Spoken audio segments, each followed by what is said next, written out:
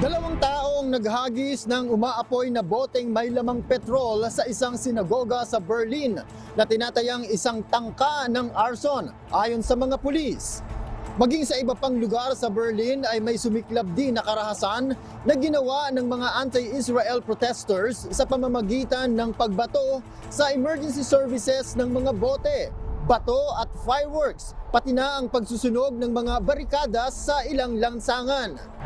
Naganap ang huling mga pag-ataking ito na naranasan sa Europa matapos manawagan ng Hezbollah na gawin ang Day of Rage bilang tugon sa pagsabog na naganap sa isang hospital sa Gaza Strip na tinatayang daan-daang mga tao ang namatay.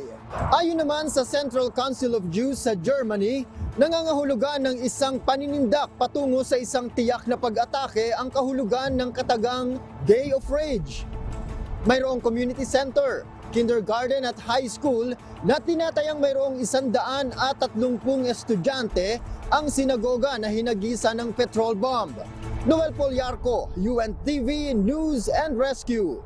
Diyos ang aming sandigan, serbisyo publiko ang aming pinahahalagahan.